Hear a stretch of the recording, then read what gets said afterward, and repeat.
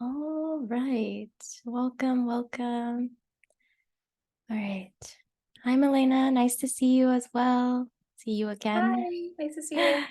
Yay. All right. You're just in time. We're just about to begin. So, welcome everyone to tonight's Rest Stories Circle. This is the first time that we're doing one of these. But just gauging by the response from the Rest Masterclass on Monday and just how hungry people are to connect with other tired as fuck people who want to be vulnerable about burnout and how difficult surviving has been and want to learn how to rest is. And so something I'm continuing to feel into is whether this can become a more frequent space hosted under collective rest, maybe along with our community rest sessions. But just a couple of space setting things. Continue to take care of your body however you need throughout today's session. Know that you can use the chat to, what's the word I'm trying to say? Respond, share any thoughts, ask questions, whether it's of each other or of me or of the speakers. And when we get to the Q&A part, you're also welcome to use the raise hand function. And so I'll go ahead now and get started with just a brief introduction. Some of you already know me, but some of you might be newer to this space. So welcome if it's your first time. My name is Cassandra. I use she, her pronouns, and I am a Vietnamese American somatic healing facilitator, which is a fancy word for someone who really comes at healing work from a lens that encapsulates mind, body, and spirit and values all three and believes that all three are critical to our human experience. And I really love to use my skills, my passion, my gifts in service of guiding tired and trauma-impacted organizations and communities to rest, but specifically to feel safe enough to slow down. I have some of my identities here on the screen, which I want to share with you just so that you know that I do not come to rest as someone who has a body or a mind for whom it is easily and readily accessible. I am a survivor living with complex PTSD. I'm neurodivergent. I live with chronic pain and I have invisible disabilities. And I'm the daughter of refugees. And so perhaps like many of you, I did not come from a family who could model rest. And yet here we are, gathering here together. Somehow, some way, the universe decided that killing ourselves through work, in my family at least, ends with me. And so a little bit of the origin story behind Collective Rest. I really started all of this back in March 2021 in the aftermath of the Atlanta spa shootings. And I wanted to offer Collective Rest, which started firstly as a guided relaxation practice and has gone on to become sort of the brand, the umbrella for all of my offerings. But the intention behind it was to address our collective exhaustion, grief, and suffering during this period of pretty unprecedented and global scale change. I would not be here if it were not for all of my teachers and my lineage, but in this space in particular, I want to uplift the work of Trisha Hersey of the Nat Ministry. I have her rest deck right here. I pulled a card for our group that I will share towards the end. But I really want to uplift and affirm her work. She has a book called Rest as Resistance that I might say is required reading for the rest journey. And she also has a lot of free content, podcasts, articles, blogs that you can read from. And the Instagram page is a really refreshing one to follow. And so I just want to really thank and uplift Trisha because she makes my work possible. One way I like to describe why I do what I do is I work with people who are intellectually on board with her message, but who have bodies that do not feel on board, myself included. If you enjoyed today's session, a couple other ways to continue working with me in this community and learning how to rest. Every month, I host free community rest sessions. They're on pause for August so that I can focus on this masterclass series, but they will be returning in September. And outside of those community rest sessions, I also have a Patreon membership where I upload exclusive audio only collective rest guided practices so that you can do them from the safety and comfort of your home outside of our community rest sessions. And if you have a workplace, an employer, a team that could really use some rest related programming, a collective rest experience with your colleagues, I also work with organizations, both corporate and nonprofit, to bring collective rest experiences in to support employees. So you can find all of this on my website. And last but not least, I'll get into this more towards the end of the session, but I am also currently enrolling for the fall 2023 cohort of Rewriting Our Best Stories, my group program for tired Asian and Pacific Islander women and femmes who are the first in their lineage to break intergenerational cycles through rest. Our speakers who you will be hearing from today are some of the graduates from the program, and we'll talk a little bit more about that at the end.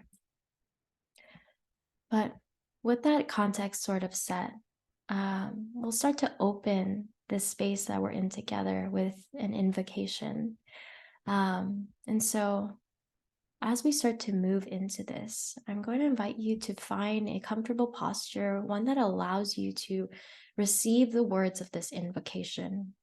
It's a powerful one. It's a poem by Yrsa Daley-Ward, a Black femme poet from the UK whose words I just absolutely love. And so I'm going to invite you to take a moment to find that comfortable seat. And if it would feel safe for you, consider closing the eyes. And what we're doing is just removing one of the senses. So the other senses, but especially our sense of hearing, can become amplified. And so taking a moment to come into your body, maybe that looks like connecting to the breath, noticing how the belly expands and contracts with each breath. Or maybe that looks like feeling the sitting bones connected to your chair, or feeling your clothes against your skin. Just starting to notice that we are here together and that you are in a body.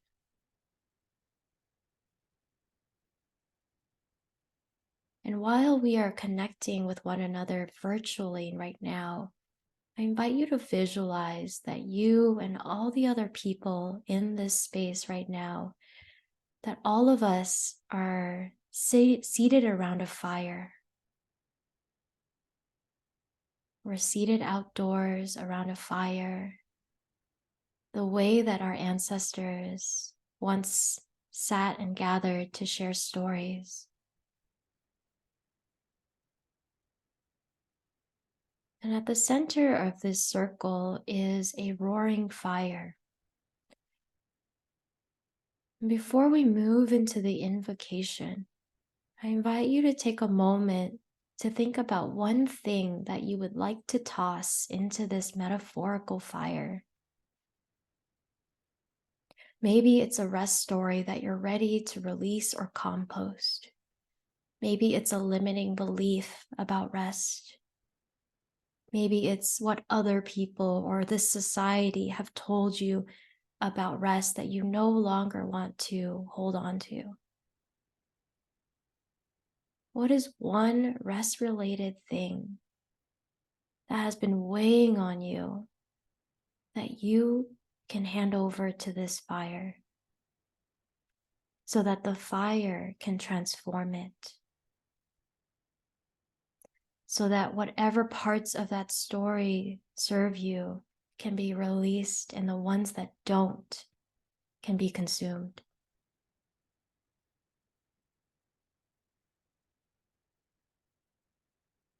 And having tossed something over to the fire, consider that your offering into the rest story circle.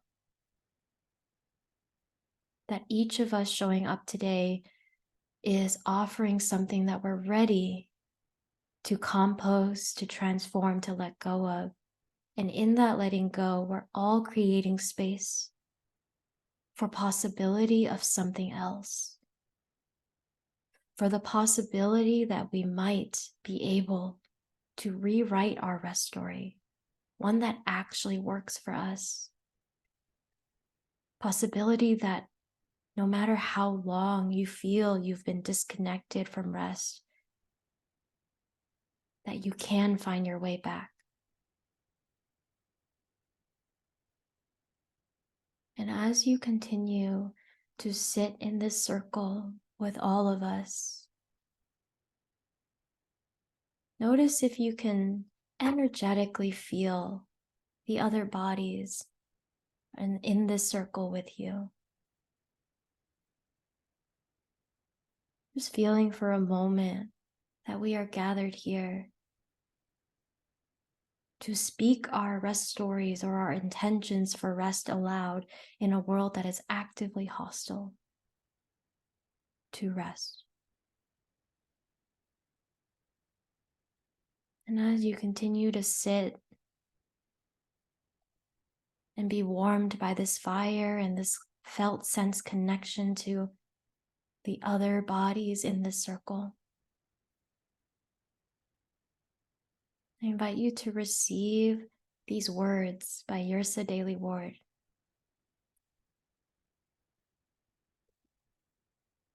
And to notice how these words land in your mind, body, and spirit.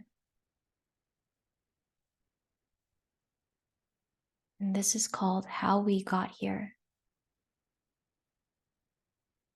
I, for one, am tired of forcing things.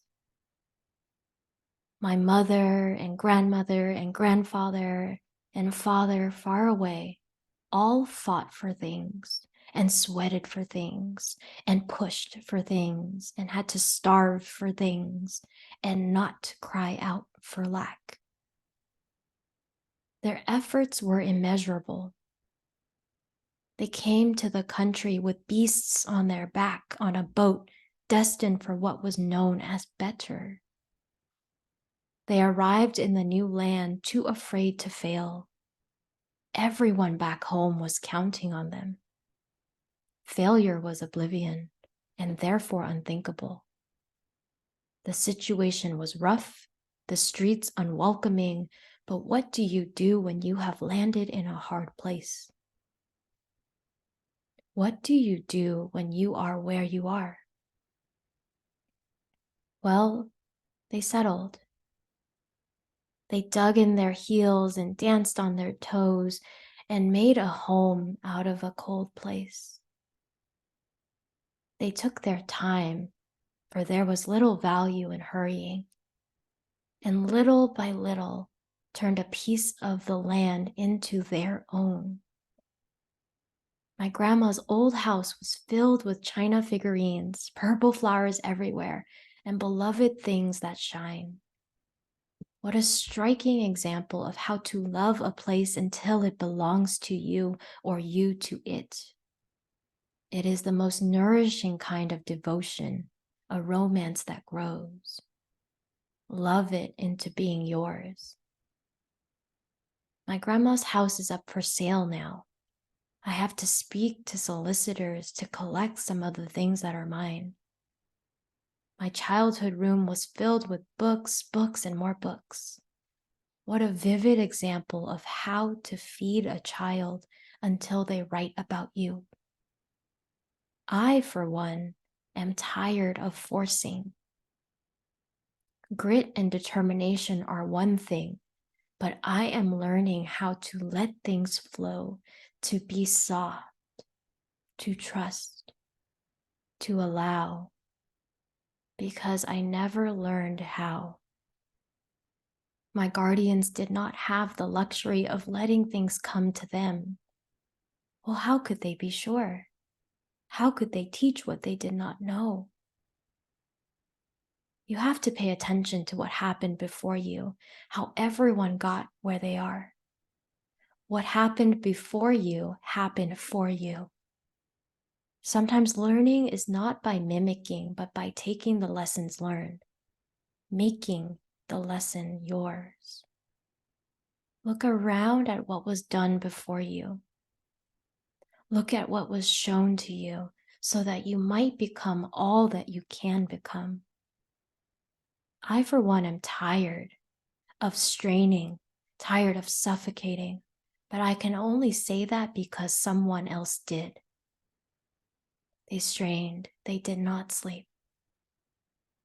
There are things for me, bright and exciting pursuits that take work, glorious work, but do not eat my soul. There are tasks that take many hours and days, but which I love with all my heart. I am allowed to do these things because of the people who worked and could not stop. My life is filled with inexpensive, valuable information that I have half inherited, half read, half understood, barely written. Every day, there is something new from which to be inspired. What a lesson. How to surround yourself with so damn much until you can pass it along.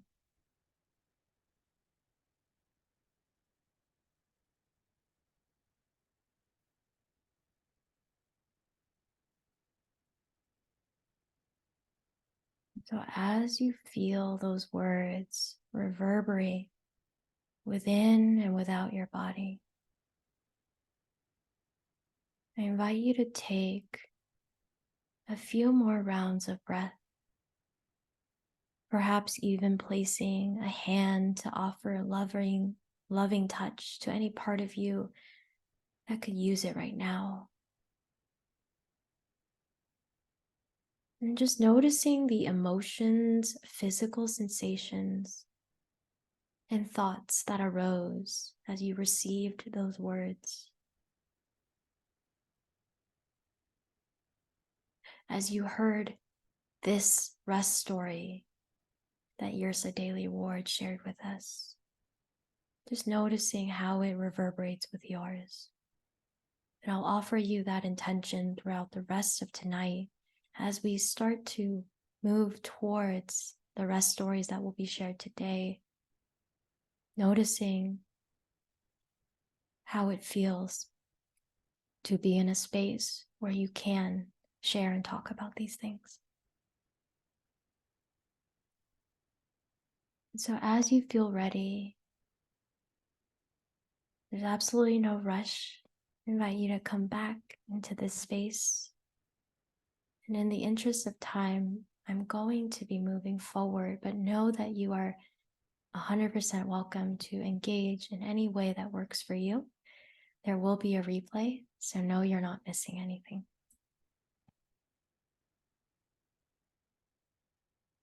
And so with Yersa's words sort of setting the stage or opening up the circle today, I want to take some time over these next couple of slides to set the stage before we move into the rest stories that will be shared today. And I think setting the stage is very important because we live in a world where the cultural erasure of rest has been so deep and so vast that we have millions of people who have forgotten and something that they were innately born with and born knowing how to do. And there is a violence in that I want to be honest about. To make human beings forget our birthright to rest, our biological need for rest, there must have been something that went really awry in our social contracts with each other, in the way we have structured our societies, in these systems. And so I want to start off by establishing the scene so that we're all on the same page together, recognizing that many of us come to this space probably with doubts, maybe even experiences of gaslighting ourselves out of our need for rest, maybe lifetimes of survival, lifetimes of not feeling safe, not having anyone who could model rest for us. And so I want to share this truth with you which is that we are designed to need rest, just as we are designed to eat food, drink water, eliminate waste, sleep, and to need connection with others.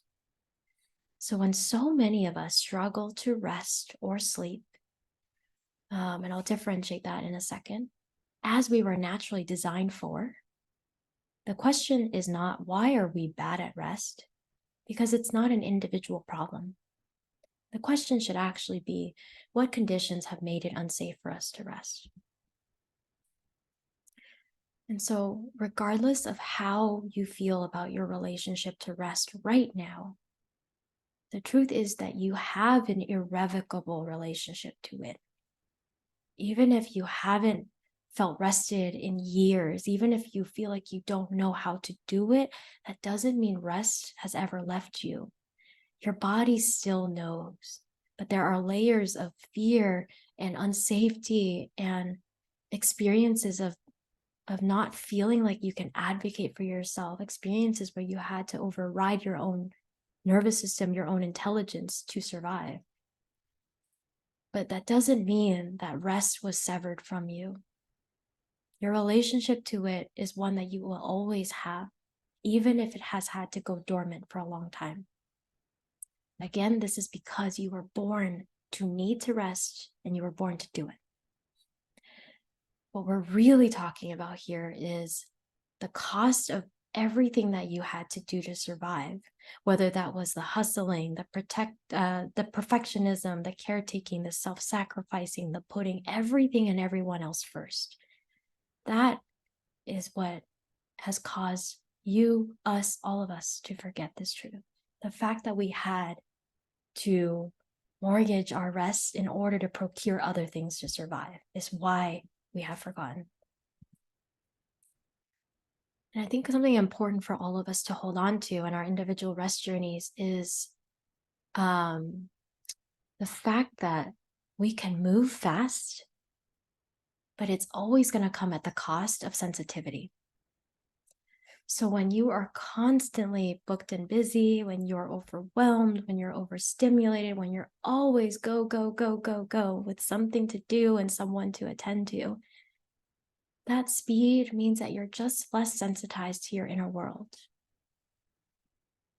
And what that means is that you're missing out on the subtle communications that your body and spirit are trying to send to your mind. As human beings, we are born with 3 innate forms of intelligence, 3 ways of knowing. So there's the mind, the intellect, cognition, logic. All of us are probably overly familiar with the mind. Then there's the body, feeling, sensing, intuiting, and instinct. And thirdly, there's the spirit or the soul or the higher self, whatever word you resonate with. And the soul, the spirit, the essence, the higher self, that's the part of you that always knows what you really want. Somehow, it just always knows. It's deep down maybe, but it knows. And so when we do not rest, when we're living under chronic stress and rest is constantly the thing we're putting off, we are disconnected from 2 out of 3 innate forms of intelligence available to us as human beings. That means that we are effectively disabled in our decision making. We are making decisions in the world with only 1 form of intelligence, and one that many of us know is not very accurate. The mind only knows what has happened in the past, and it's always trying to protect us. But if that's the only form of intelligence we're operating with, we're not operating with all the gifts that we have. And this is a really important thing to, I think, hold on to, because when we are disconnected from 2 out of 3 forms of intelligence, that's when we're easily controlled by fear. That's when we're more likely to be manipulated, exploited, because we don't know ourselves to the extent that we could. And again, trauma is a really big part of this. And this is not, again, there's no binaries here, and that's not about one's better or worse, right or wrong. But I just want to offer this as something to chew on. Without all 3, access to all 3, having a relationship to all 3, we are effectively disabled in our decision making. And so when we talk about rewriting our rest story here in this space and in this community, what I'm really talking about is firstly discovering how and why we forgot in the first place. Because while there are universal themes, many of which hopefully you'll see and experience as we move into the rest stories tonight, there are also very specific ways in which you internalized your lived experiences, specific ways in which um, there were stories that you attached to it, meaning that you had to make out of it to survive. And whatever those stories and meanings and attachments are, might have helped you get here. But I imagine on some level, they're now preventing you from getting to where you want to go next, preventing you maybe from feeling like you can slow down and rest. And so that's the first part. We need to know how and why we forgot. And we need to discover who we should surround ourselves with so that we never have to forget again.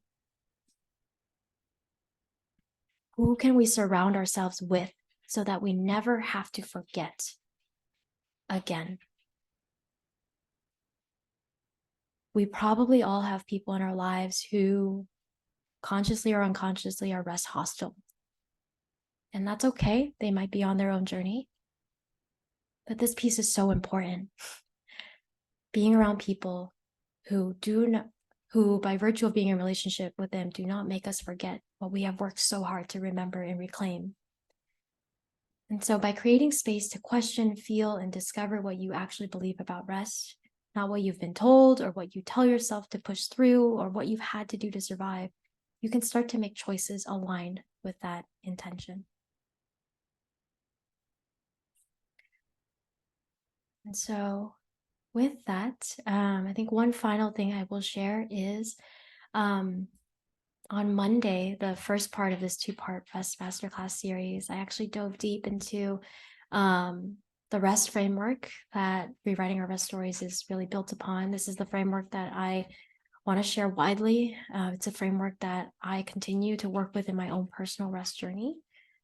And I think it's important just to flash it for a moment on the screen because what I want to nail, what I want to the point I want to bring home is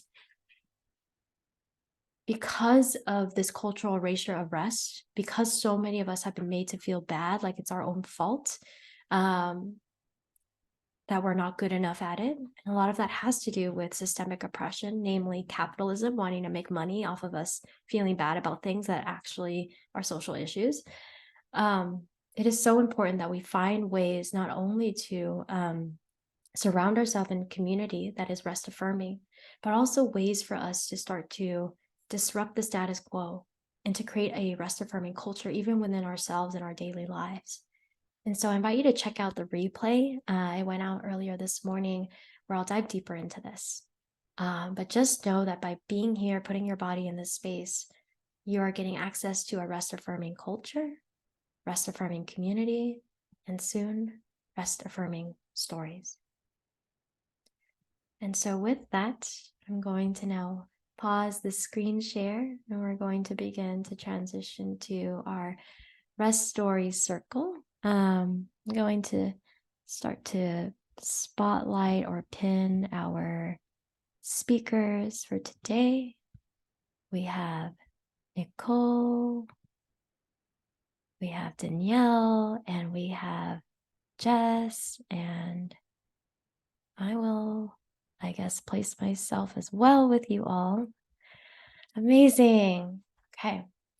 And so I have a couple of questions planned to unpack these rest stories of these three incredible people who have showed up here today. But before we jump into that, I would love to just pass the mic and just invite each of these incredible people to share a little introduction on who they are. So I would love to pass it off first to Nicole.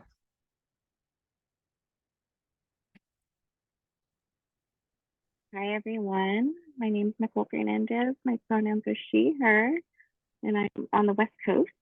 And this is single. Who's decided to nap on my lap, really embodying that rest practice. Yes. Thanks, Nicole. I'll hand it off now to Jess. Hey everyone. My name's Jess. Pronouns are she, her, and I'm based in the Bay Area. Thank you, Jess. And last but certainly not least, Danielle. I'm just realizing we have a California crew in the house today. Unintentionally overrepresented here. Mhm. Hi, everyone. Danielle, she, her, and LA area. Awesome. All right, so I have a couple questions prepared, but for the audience, as we're moving through this conversation, I invite you to, if you have any questions come up, drop them into the chat. We'll have space to get to them or write them down if you feel like you're going to forget. But there's definitely going to be room for questions. This is not one of those weird, like, us four are some experts who are just up here. We really want this to be a space where everybody's learning and sharing and growing from each other. Yeah, I guess I'm gonna kick it off now. I'm really proud of these questions. They're juicy, and I'm sure Nicole, Danielle, and Jess are gonna take us on a journey. So my first question for all of you, and maybe we can just go one by one, is how would you describe the rest story that you were living out before when you realized, holy shit, I need to take my rest seriously? And I'm asking this question because, one, I imagine a lot of us are either in that place right now or have been, and just want to invite, I guess, normalize like painting a picture of what that place looks and feels like. I feel like a lot of people tend to think like, oh, you're on a rest journey. You must have been like, I don't know, somehow you're like this person who just like vacations and doesn't have anything to do. So I really just want to like poke holes into that myth.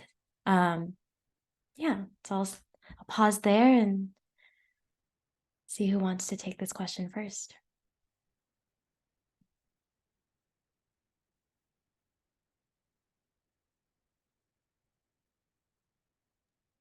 Okay, I guess I'll start. When I heard of CAS and collective rest, I'm a pharmacist by profession. I also run a nonprofit organization, and we were in, what was this, 2021? Mm-hmm. And so I was in the midst of basically a vaccination marathon in the middle of something called the pandemic. I was exhausted, and I think like I saw Cass's account on Instagram like at just the right time in my life, I feel. And I think it was through like when she hosted a collective rest session. That's how, I first got introduced to this idea of collective rest, and then ended up joining what we call the resties now. So I mean, I was coming into this with the mentality of, I can rest when my to-do list is done. I can rest when the house is all clean. Um, I remember in high school, I grew up in Arcadia, California. Some of you might be familiar with the San Gabriel Valley, highly competitive area. And my friends and I would get really competitive academically. We had this motto, sleep is for the weak. It was like a dick measuring contest of who can operate on less sleep. It was like that. So that's me coming in, right? And then like I go through college, I become a pharmacist, and I still have all this baggage of like, if I'm gonna rest, I have all this guilt attached to that. If I'm resting, that means I'm lazy. That's the inner dialogue that I have going on. I have this constant sense of urgency and rushing to get through things so that I can rest, as opposed to like, maybe we'll talk about this later, of the progress that we've made through the journey, but like coming to this place of like, okay, yes, I know I have all this stuff on my to-do list, but it's okay if I take 15 minutes and go eat my lunch outside and go, look at the plants for a little bit and come back in. Like nothing's going to blow up in those 15 minutes. And then also just like I came in having this sense of my sense of worth and my value is tied to my accomplishments and what I can produce and put into the world. So that was where I was coming into this journey. Yeah. So I will hand it off to either Nicole or Jessica. You guys choose which one wants to go. I can go ahead and go next. Like I said, I'm based in the Bay Area. I work in tech, and tech, I feel like being in this environment and being in the Silicon Valley, it's all about like that grind culture. And it was something that I was like super into and embodying up until the pandemic, where we were all forced to stay home.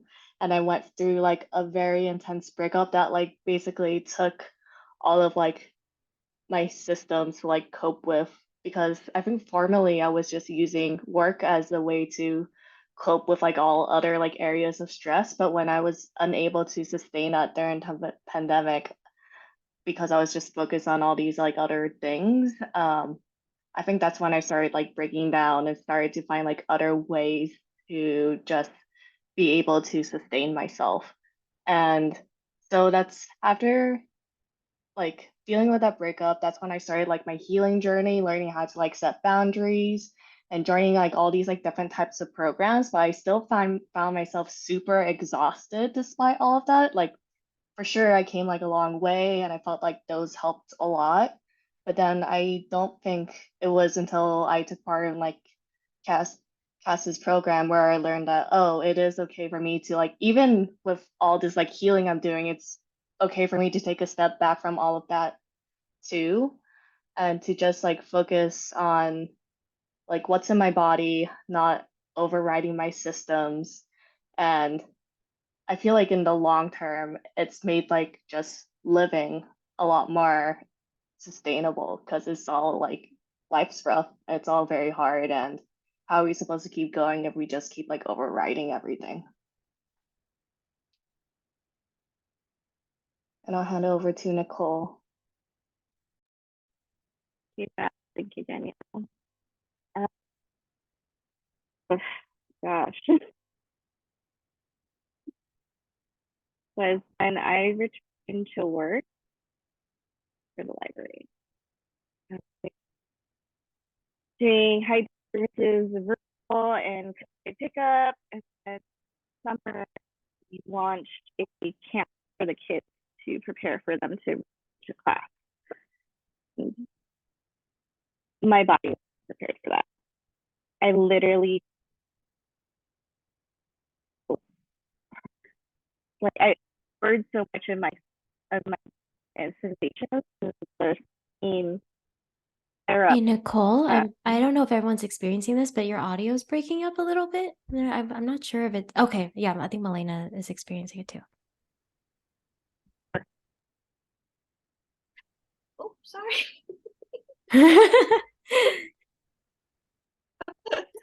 Okay, let's try this. Oh, yeah. Much better. Perfect. I think my AirPods are like they acted up last time too. So I think Yeah, it's the AirPods. It's not your fault. We Yeah. can all blame. Okay, bye, Theo. Okay. Um, but anyways, I didn't realize how much I was ignoring my body and how much I was ignoring or rather I was resistant to rest. I literally like was so used to getting things done, and because of course like not everyone was available to help too. That was the other piece of being so short staffed, and it I didn't realize how resistant I was to resting. I was doing everything under the sun, by the way, like PT, massages, skincare, eating right, all of it. But I was still so freaking exhausted. And after the camp, midway through, my body just like was in so much pain. I couldn't move. And even when I was laying still, I was feeling the pain all over. And it was through one of the early rewriting or not collective rest sessions that the Cosmos and Cass had hosted that I realized that I need to listen to my body. And I didn't even know if the rewriting a rest story program was for me until I sat down with Cass on 101, and she took me on a journey and I cried. I cried because I didn't realize how bad it had gotten for me. So I'm so appreciative of the rest program and our Resties Village and Cass for starting that healing process. Ooh. This is going a little bit off of the questions we started with, but all three of you touched on it, and I feel like it'd be really helpful for all of us to hear. Sounds like in different ways, all of us use doing things, accomplishing, and being useful as a way to feel safe. And I'm wondering, how has being on the rest journey helped you to maybe orient towards a much more sustainable definition and understanding of safety, rather than constantly connecting it to things outside of us that we must do before we can rest. I don't know. So I hope that makes sense, but open to all interpretations of that. And feel free to just jump in, and we don't have to do this like Awkward one by I know, we one. just gotta break that third wall. Okay, it's awkward. We feel it. Thanks for that prompt, Cass. I think for me, it's learning that safety and comfort are not the same thing. And I am learning to build my tolerance with discomfort, the discomfort of knowing there's still shit to do. There's always shit to do, but it's okay. So I'm learning to like tolerate. I'm building my tolerance for the discomfort of like, okay, it's okay to set this aside for a second and then come back to it later. Nobody's gonna die. And I'm still safe. Yeah. So that's what that feels like for me. Yeah, I really like that point Danielle made about like how we shouldn't be equating comfort to safety. I feel like even when I was like embracing that grind culture and like leaning into like that like comfortable spot of like just being super like overworked and overwhelmed, when I was like trying to rest or like just trying to go like bed at night, my like mind was still racing, my heart was still like beating like really fast. So it's like, is this what safety like really feels like?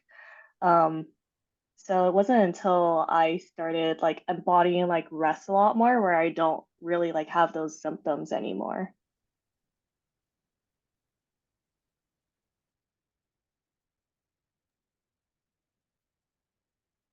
This is like a pain point for me. And I think a lot of the resties can relate, a lot of folks in this room can relate. When we talk to people about needing to rest, there is so much misinterpretation about like what our core bodies need.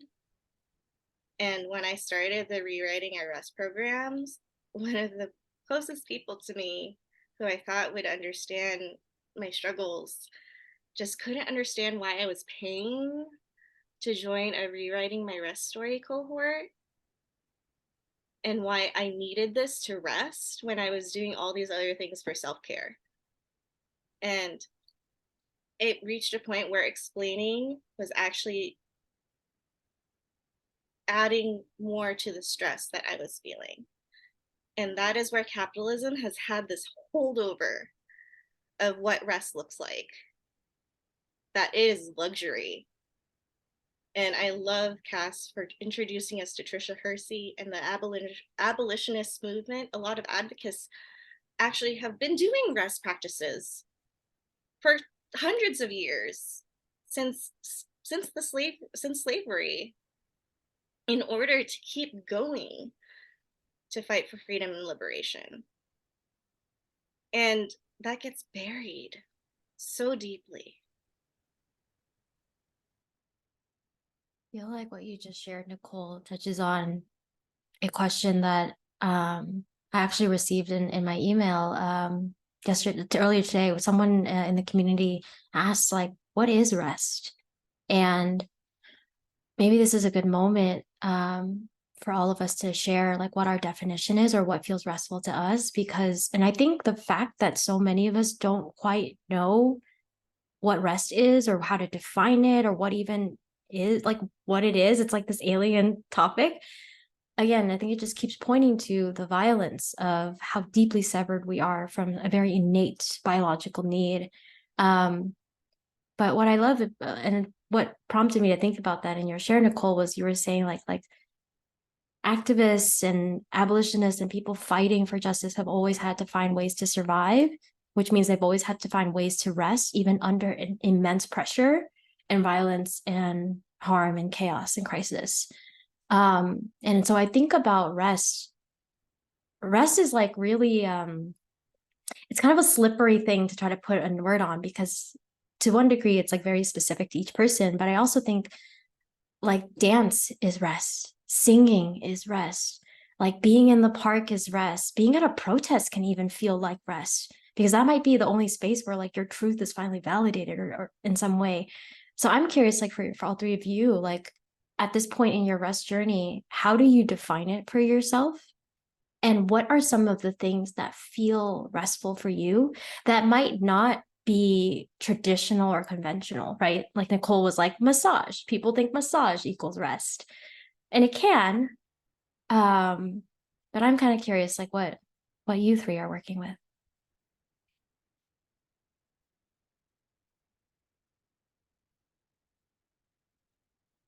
I can talk a So, little bit on oh, this.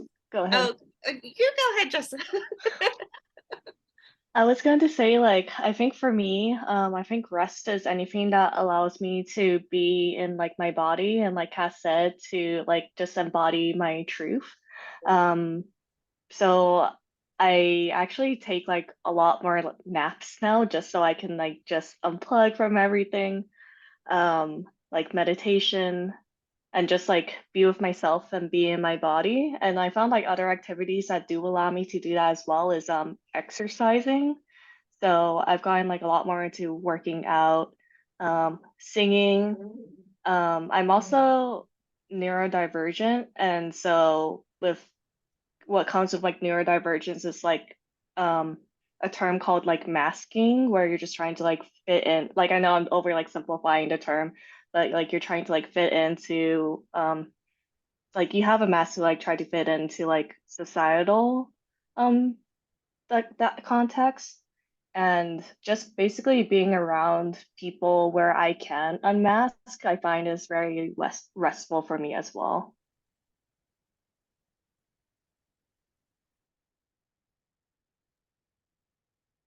Thanks for sharing, Jess. Um, for me, it's the little moments of joy, those unexpected pauses in my day. Like, for example, driving home, I took the slow route on street route, and I just like quoting Eva, listening to the wind, who's one of our resties. I was just watching the grass on the medium, just like blowing and just being in the moment.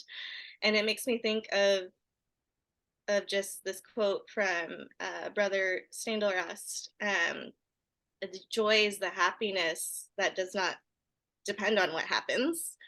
It is the grateful response to the opportunity that life offers you at this moment. And that is what rest looks like to me. That is pure unfiltered joy, is how my body relaxes. And that can look like watching the wind blow through the grass, or looking at the clouds, or just being in community and with people that I love.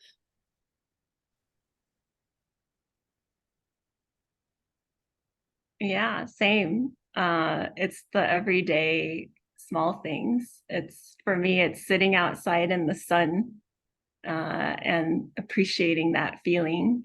And it's playing with, so I'm a mother. I have an 8-year-old daughter. It's playing with my kid. We get on the floor and we're playing Barbies, and we're building like little mini Filipino houses and stuff. Even on like the days when it's hard, it's not always fun, right? Like sometimes she's homesick, and the pre-resty me was like, oh my God, I can't get any work done now. And and it would stress me out. And now I'm like, okay, she's sick. So now it's my chance to slow down a little bit and take care of her and take care of me at the same time. So yeah. And then like what you were saying, Nicole, like watching the grass blowing, like that makes me think of that Pixar movie Soul. Like, you know, like I think that's like such a good movie of reminding you what it's like to just be alive and that the beauty of being alive. So that's what it's about. Well, I wonder if Pixar is working on a movie about rest that's gonna come out in like 5 years. They better I pay really, you as a consultant. I'm like, wow, that would be a way to get the message to the masses. I don't know though, capitalism and entertainment, that's a whole thing right now, which is why people are striking. But like a really beautiful theme that emerged for me as all three of you were sharing your individual definitions was I'm like, let's just make it really simple. Rest is like returning to your humanity. Like you're talking about noticing the sun.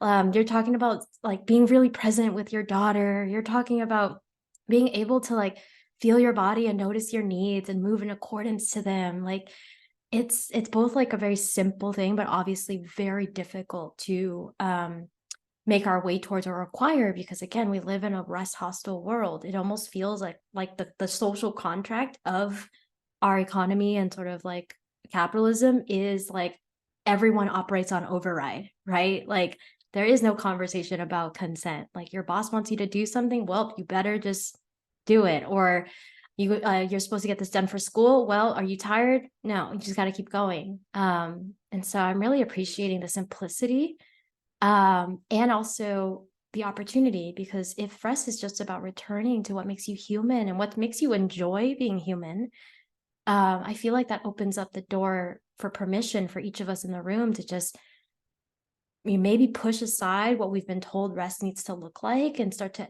be more in that exploration.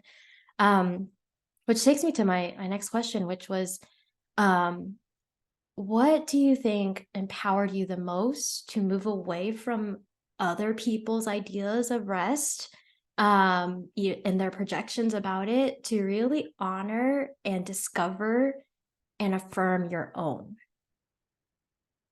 I'm thinking a lot about like, what Nicole had just said about the friend who just couldn't fathom it because their definition of rest was a certain way, and Nicole was presenting differently. So I'm just curious about that.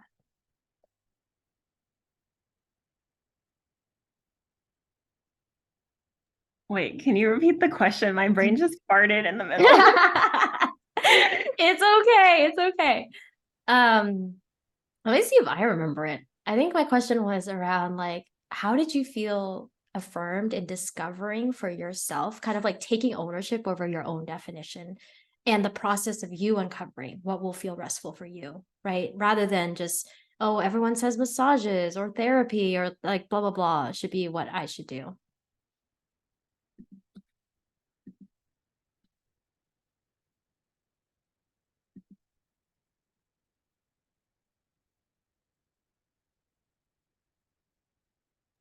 That's so hard, Carlos. Totally okay. Yeah. I don't even know. It just felt so liberating. That's the word that I can come up with.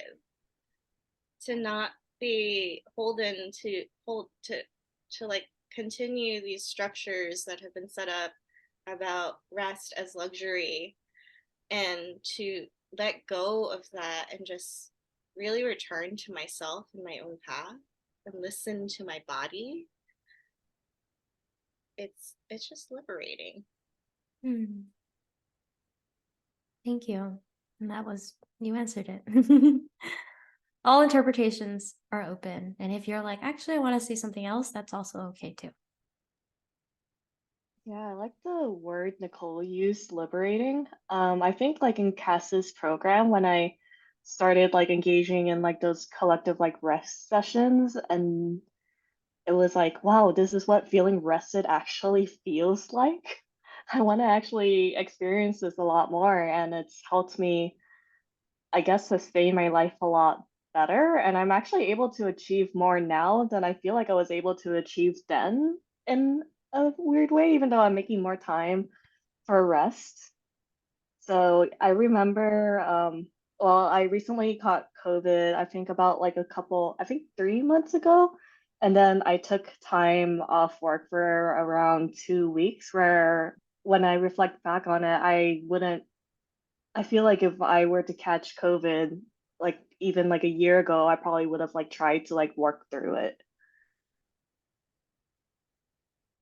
I remember when that was happening, Jess, and like I was cheering you on so hard. I was like, she's actually gonna take off work, yes, and watch K dramas and do whatever the fuck you want instead.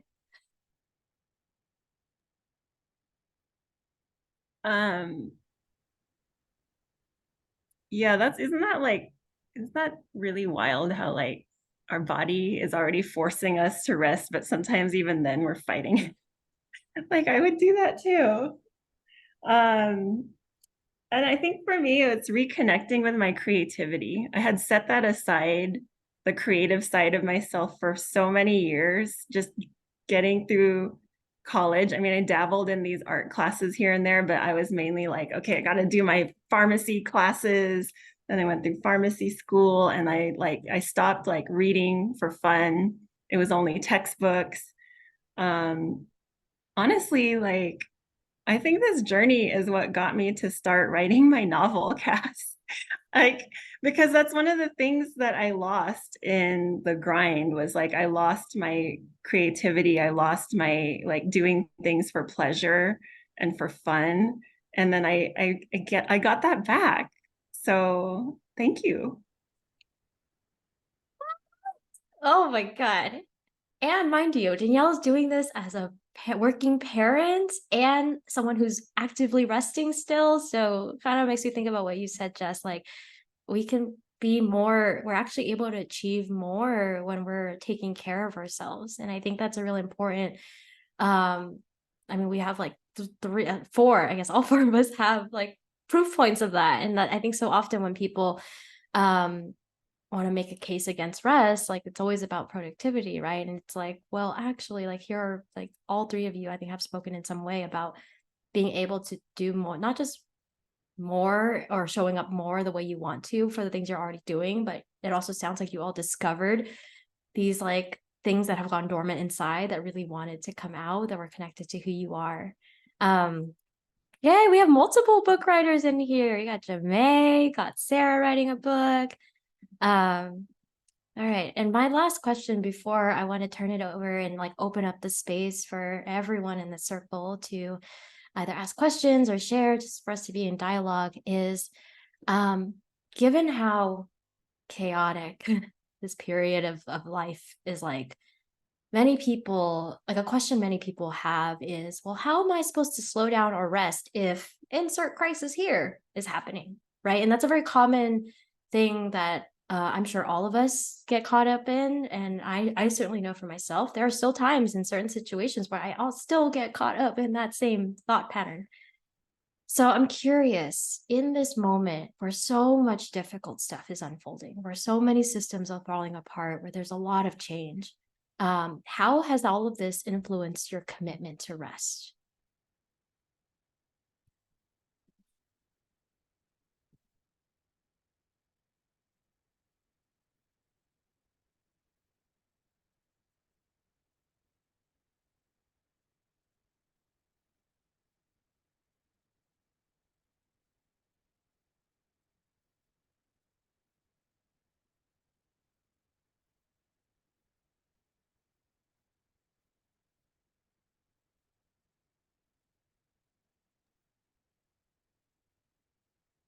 Sorry, Cass, just kind of like sitting and marinating, especially with what Aaron shared in the comments. There's no apologies here.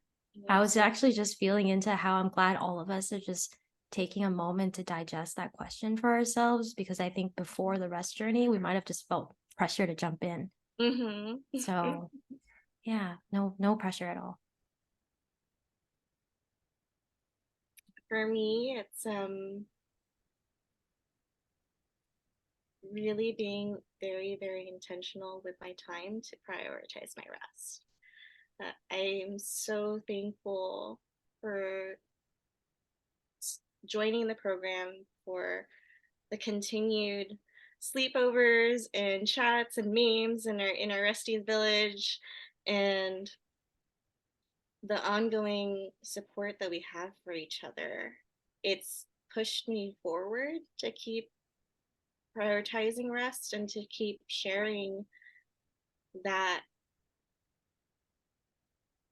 all that we've learned with other people, such that I've actually spoken on the rest practices and how I incorporate it into my workplace, including bringing a yoga mat to work, and me and my manager taking times just like laying it out in her office and laying in the dark.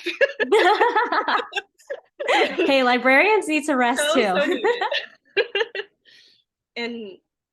and really being real and honest with people about like, hey, I'm burnt out. I'm beyond burnt out. I need to prioritize my health, and part of that is prioritizing my rest. Thank you, Nicole.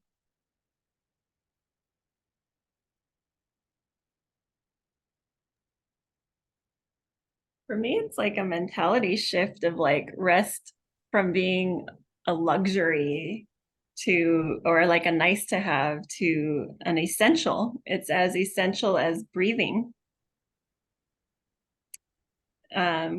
Without rest, whatever that looks like to us, we're just going through the motions. We're not living, we're just surviving. So it's a whole shift. It's a shift, and it doesn't happen overnight. And I think the progress isn't linear, because I find myself going through these kind of dips, it's like the stock market, but hopefully over time it's like progressing in the right direction. I think so far it is. It's been a couple years. Yeah, that's what that looks like for me. It's not, I don't always feel like everything's in perfect balance. There's always some tension there between the different priorities that are pulling me in different directions. But what's one constant is going back to, I am not going to get myself to that burnt out point. Like, I'm not going to allow it again. I cannot. I won't. Ooh. Wow. I'm just taking a moment to think about circa 2021 Danielle before Roars, and like she would be so fucking proud of what you just said. Rest is as essential as breathing. Like, as a former person who did what is it, dick measuring contest about not sleeping. Yeah, old me would not recognize new me. Thank you, Danielle. I think throughout this call, we've been able to define rest as this like return to our humanity. So it's like, if we're not like resting, then are we like, really human? I think what's kept me at least like trending positive on this is just going back and then seeing where I was before and not wanting to like return to that, like Danielle said, and just like observing how like unsustainable it was, seeing like how my relationships and like health and just like everything was back then, and comparing it to like how it is right now has been like a huge motivator for me.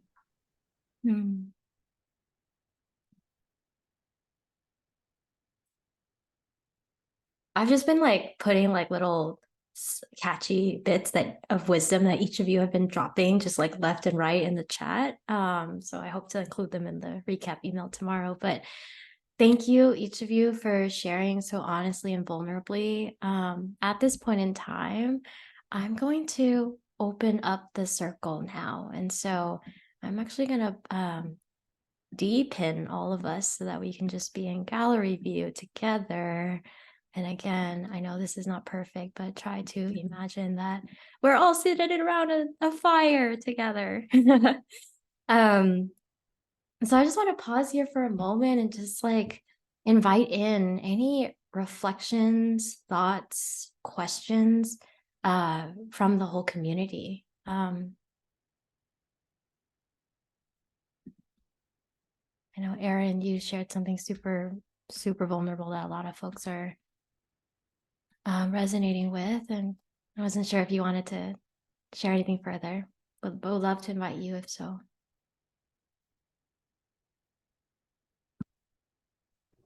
Okay, Erin asked the question, how are folks setting boundaries for their rest?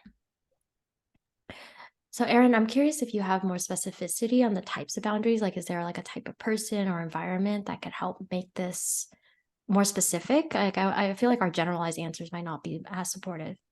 Okay, I guess in each of your rest journeys, and I have like two screens, so I'm looking at you.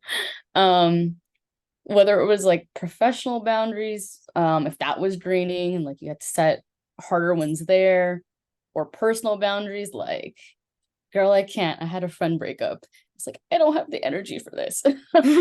Don't. It was really hard for me recently, but the one thing I guess before folks respond is the story I shared in the chat was just about my long COVID experience. So I had COVID twice. I have hyperthyroidism and Graves' disease as a result of it. And I read recently that with the disease, you're unable to work a 9-to-5 job and function normally and have a lot of anxiety and ability to focus. I thought these things were just ADHD.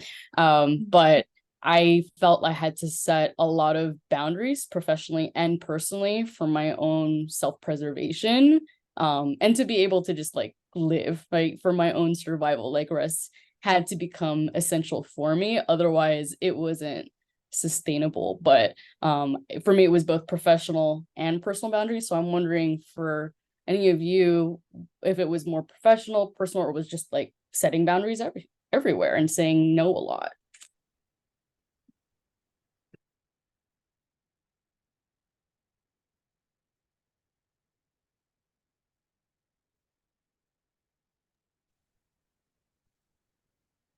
For me, it's funny, like pre-pandemic, Nicole felt like she was really good at saying no and setting boundaries. And you know, that served me then. But those types of boundaries I had set in 2019 and before were no longer serving me coming back to work and coming back to life from lockdown. I really had to, well, my body literally physically needed to slow down. So, and I needed to ask for help and to communicate that.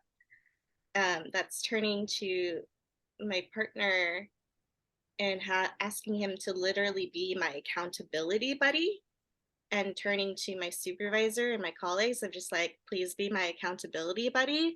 And like, if I start to volunteer to do something, tell me no.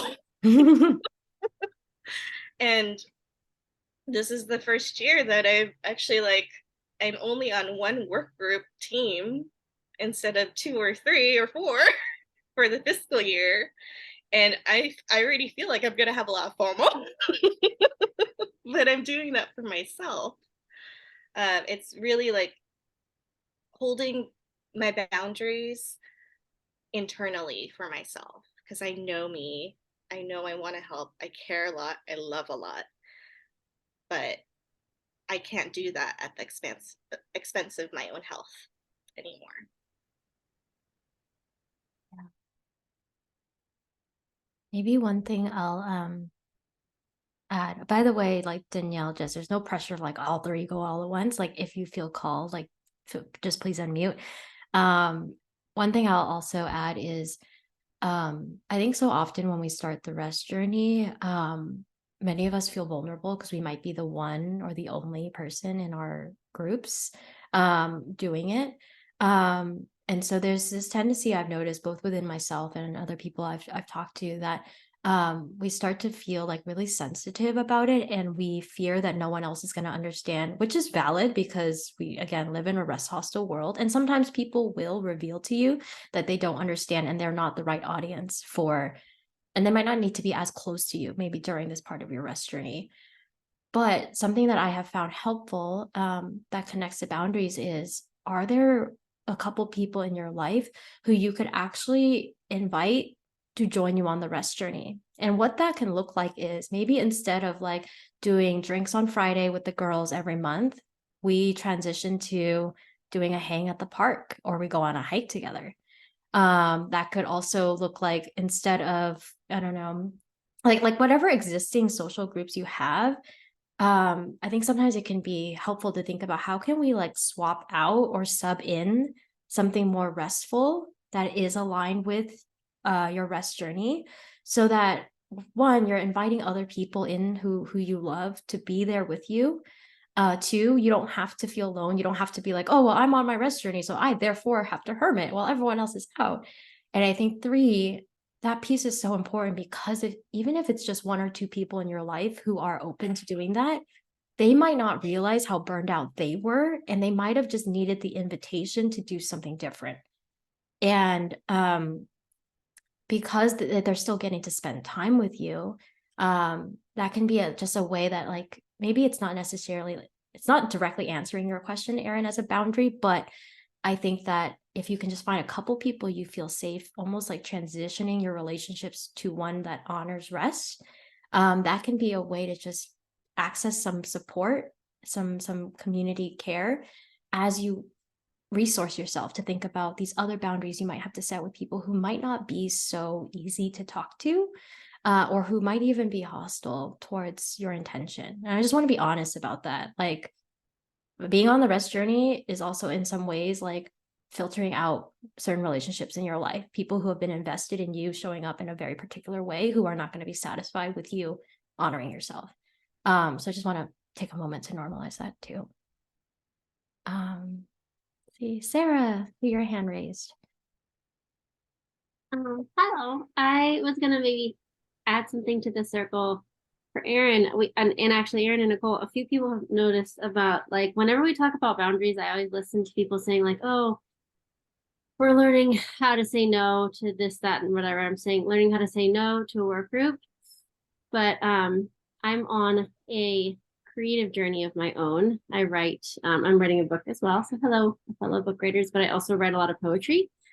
And in my poetry, I tend to think about, yes, like, what are we saying no to? But I also offer the question of, like, what are you saying yes to? Like, what are you going towards? So I put in the chat earlier, like, something when we were talking about rest and seeing the grass blow, or, noticing what makes you human. I call them glimmers. I always look for them. And so when I look for the glimmers, I do the same thing when I'm like, okay, I'm saying no to this draining social activity because I'm saying yes to making dinner for myself.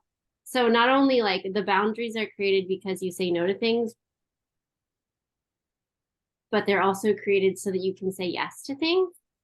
And so I would even go as far as, like, for me, I have an interesting experience where I'm sure some of you can relate, where my work-life balance was not so much the balance. And so last March, I actually got fired from my job, but it was probably the best thing that ever happened to me in my entire life, because my job said no to me, and I said yes to a ton of other things. And my life has been so much better because of it. So I don't know, many glimmers come when you say no to things, or no things say no to you, because it allows for, like, saying yes to a different way of balancing your life. Oh, Sarah, thank you for centering that. That when we're saying no, we're trying to say yes to something else, and remembering that it's not just about disappointing other people, or, any of that. And I'm sure all of us in the room probably take over responsibility for other people's experiences as people socialize as women or femmes. So this is powerful work for all of us. Jamae, your mantra for the month is, if it's not a hell yes, then it's a no. Yes.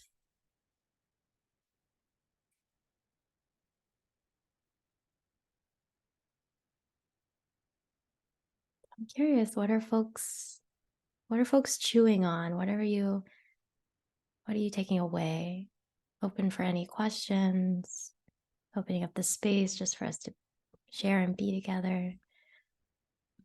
Ooh, we just got another question in the chat from Christine. Hi, Christine. I think I remember you were here on Monday too. So Christine asks, how do y'all honor your rest when faced with financial scarcity that has little breathing room? Currently, my reality as my health issues have led me to stop generating income for several years, even though I know my health issues stem from rest deprivation. So how do you honor rest when faced with financial scarcity?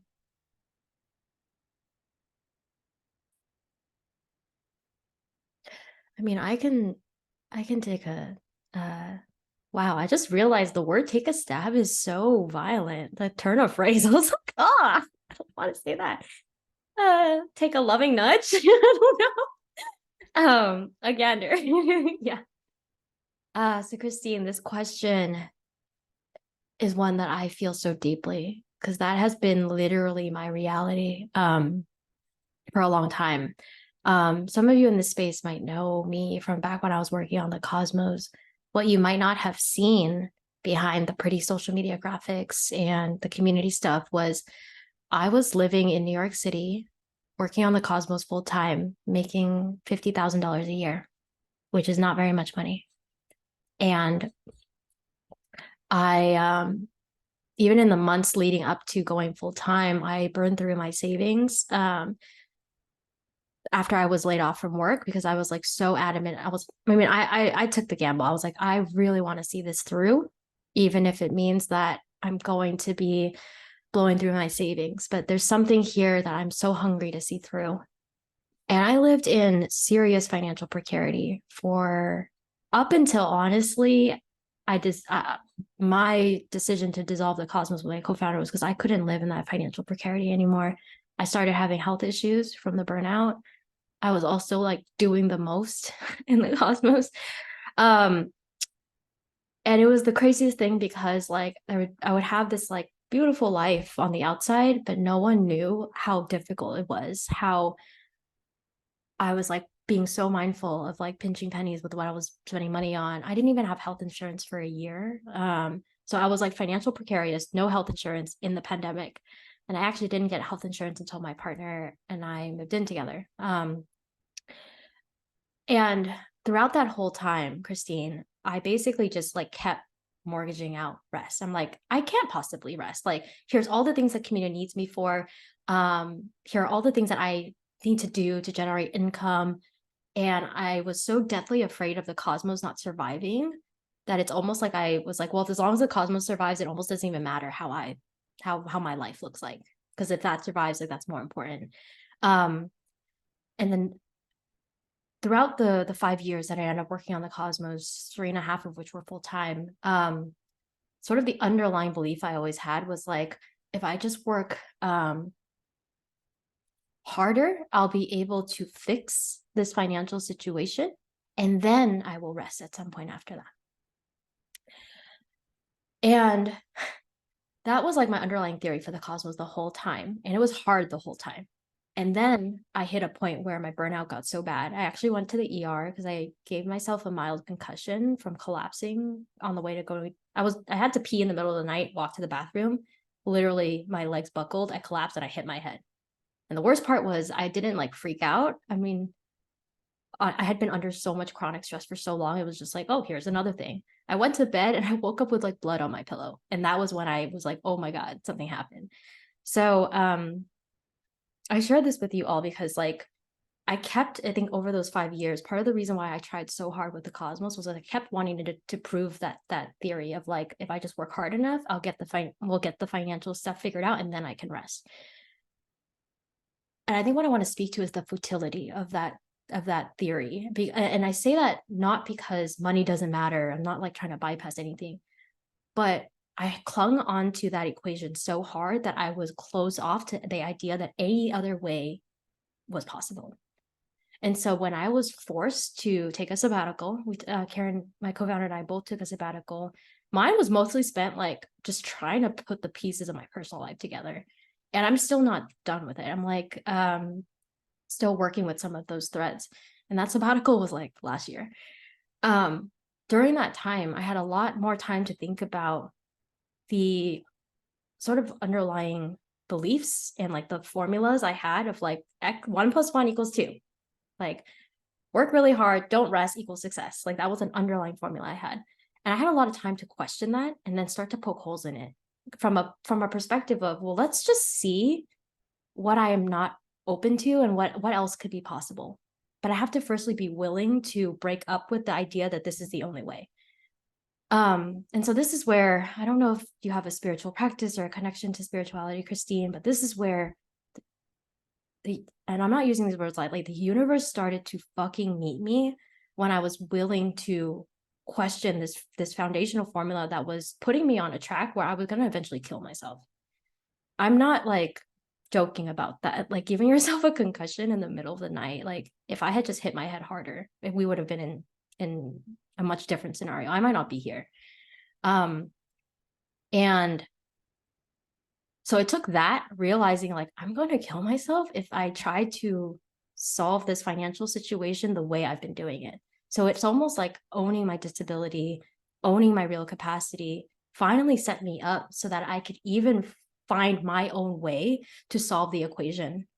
And what that really looked like, and this is how it all connects to the rest journey, was I was so tired and I still had money things I needed to figure out.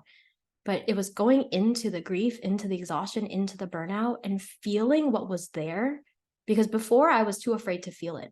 My fear of rent and blah, blah, blah, all these things would just basically protect me from feeling those feelings.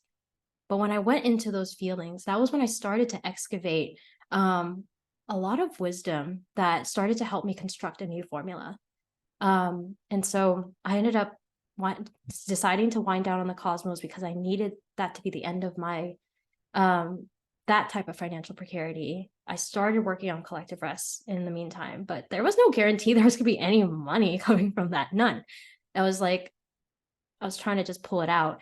But during that whole time, I was so clear. And I think this is where like rock bottom really can be a beautiful time.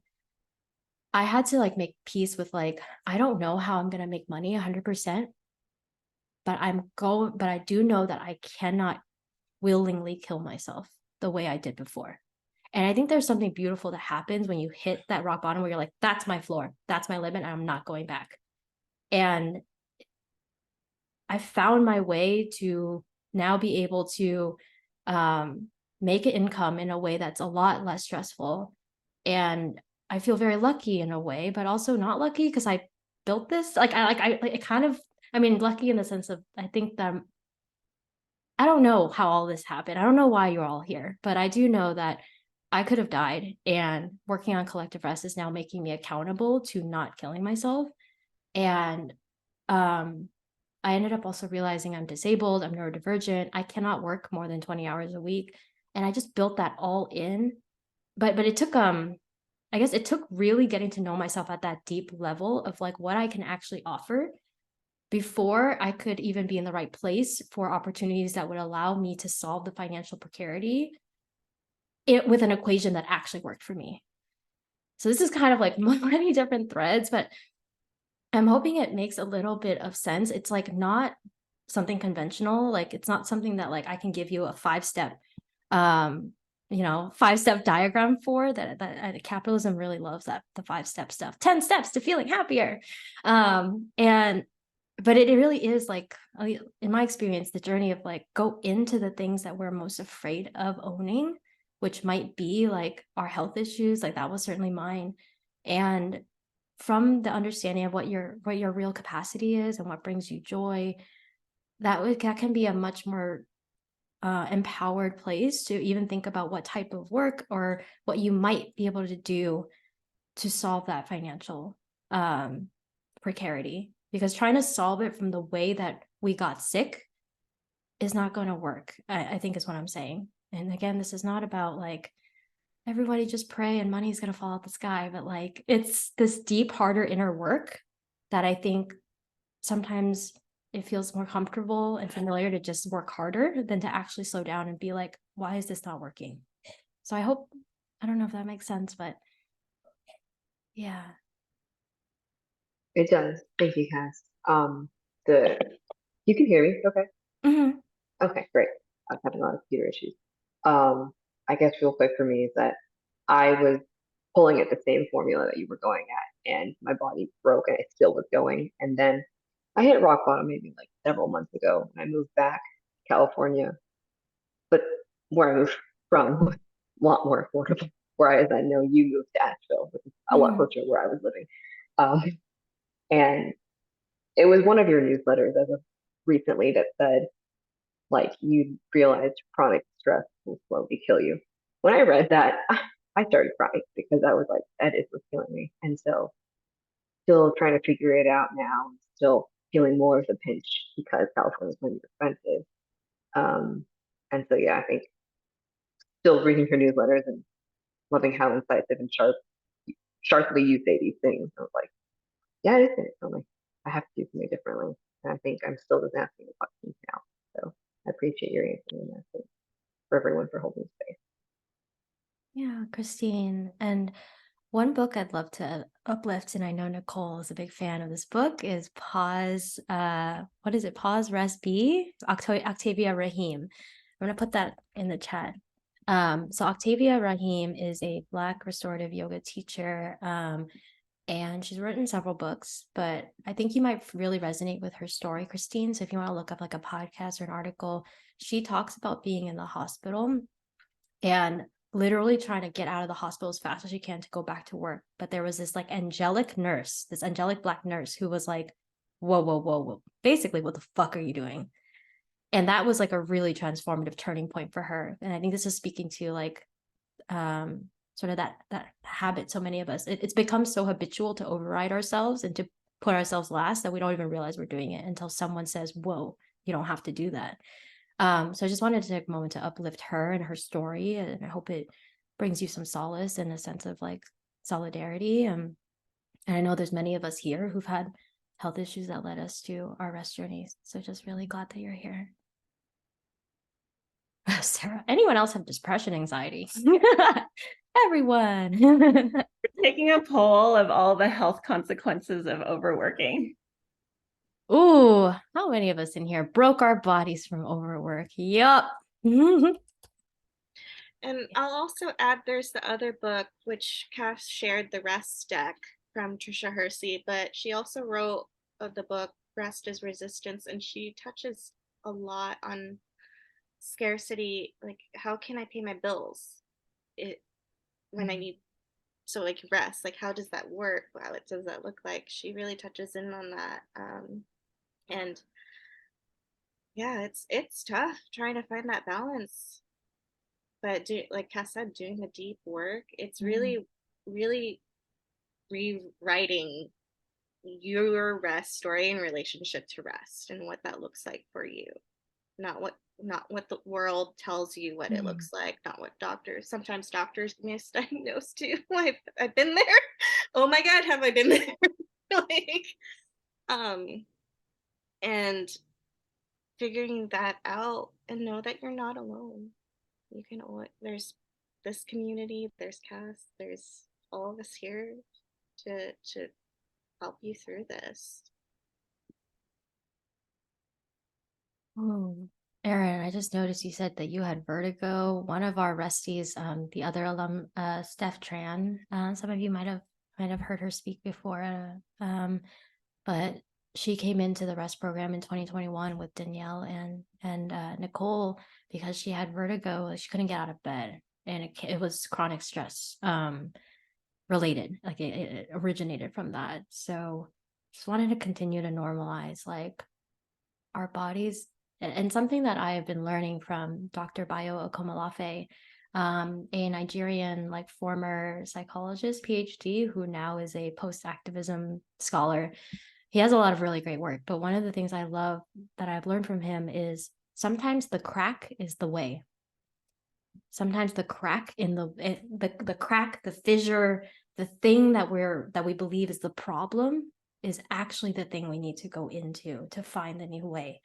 And under capitalism, all of us have been socialized and programmed to believe that if our bodies start breaking down, it's our individual failure, and that we must hide it or be ashamed of it or like mask it. Going back to like Jess's word, mask it, perform, not even just fine, but perform high performance, right? Like that's how fucked up our culture is. Like it's not okay to be normal. You got to be high performing. But anyways, like all of that. I just lost my train of thought. I don't know where I was going with that, but okay. I forget where I was going with that.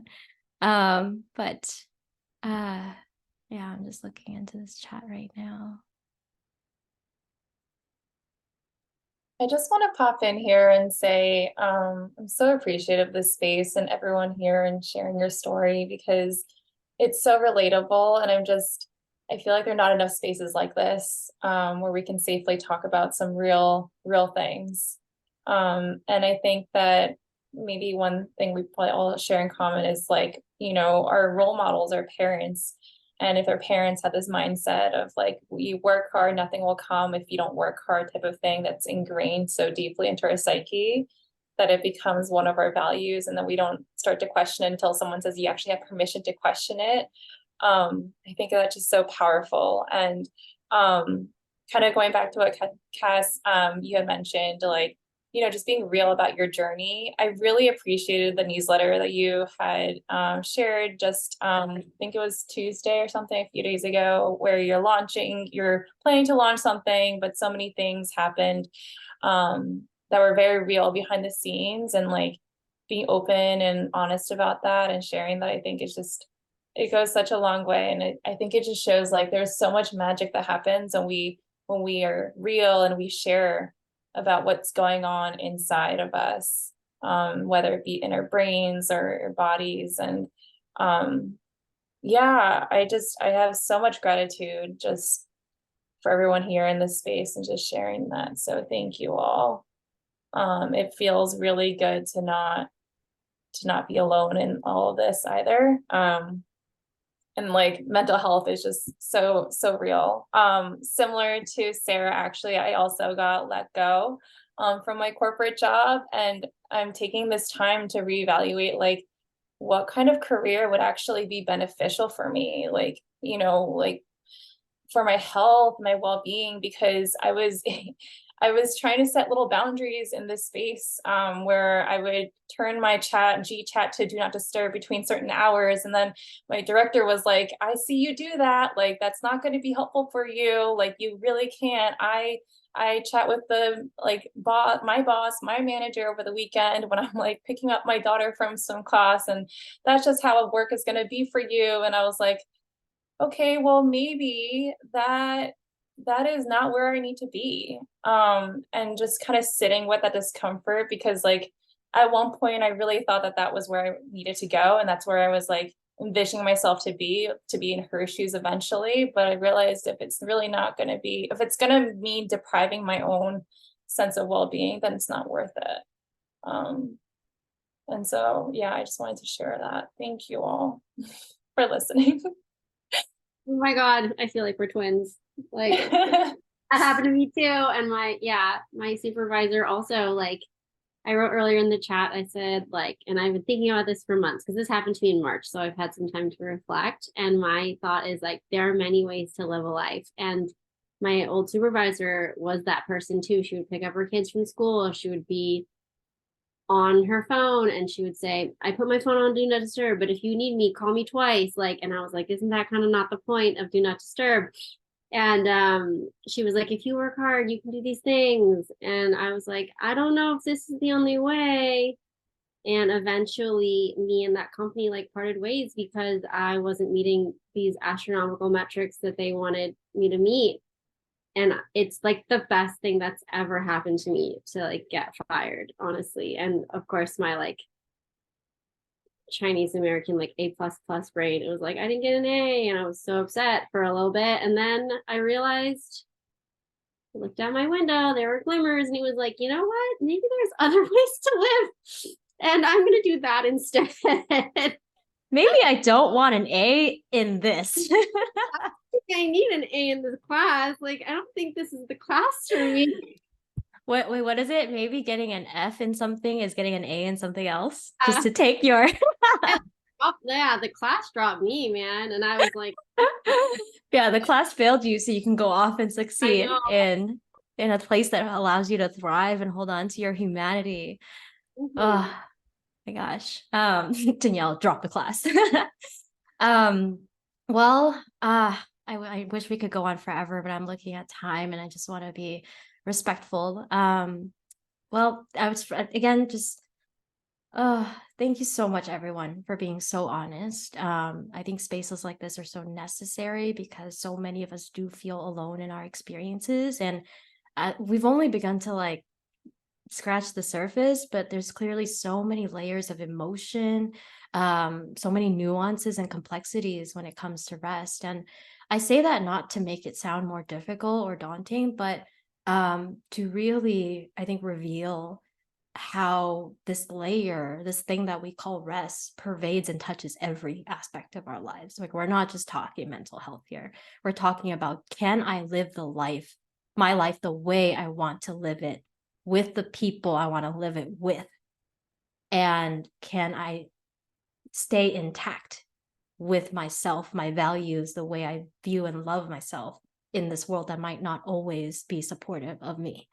Like, that to me is really like the mic drop that everybody's stories here has really been about. And I feel like that's what we're fighting for when we're talking about the rest journey, the ability to be your full self, and the willingness to believe and have faith that with the inner work and with whatever outer work happens from the inner work, we will make our way to those communities, those people, those relationships, those employers, who do support our rest, who support our humanity. And hopefully, you know, as we all continue on our journey, we can invite others in and just start like changing the tide. But anyways, at the end of this, I want to just make an open invitation to any of you here who's been really resonating with some of the things we're saying. If you are ready to like make the change with your rest journey, with the labor of rewriting your rest story, I would love to invite you into the fall 2023 cohort. We do have a financial aid fund, so Christine, maybe check that out if it's something that might be interesting to you. And we also have payment plans. I really wish I could make this program free, honestly. But this program does help me do the community rest sessions that I do for free as well. And yeah, I'll be sending out a follow-up email tomorrow with the link to the replay, a couple of resources and things to help us continue chewing on the threads that we've opened up here. And I'll also include some information on the program. So thank you to our guest speakers today, Jess, who graduated the program back in May, and then Nicole and Danielle, who graduated the program back in January 2022. And so yeah, just really grateful to all of you for coming and sharing your stories. I think the number one thing that I'm proud that my rest journey has given me is this community. And I'm so grateful that I mean, I hope y'all know, like, I don't have the answers, but we together, we will figure it out as a community. But this rest thing, the more we try to do it alone, the more we're just gonna like it's like Sisyphus and the rock, that Greek myth of like the guy trying to roll the rock up and he just keeps getting smushed by it. We need each other. And I am so grateful to Danielle, Nicole, Jess, for being here, for being the stars of this show so that I could just facilitate this experience where they're able to share what's possible with you all. So thank you everyone for being here, for your questions, for your heart, for your energy, and looking forward to the next time we get to be together like this. Thank you. Take Thank care, you, everyone. Thank you, Cass. Have a good night. Bye, everyone. Have a good night. Get some rest.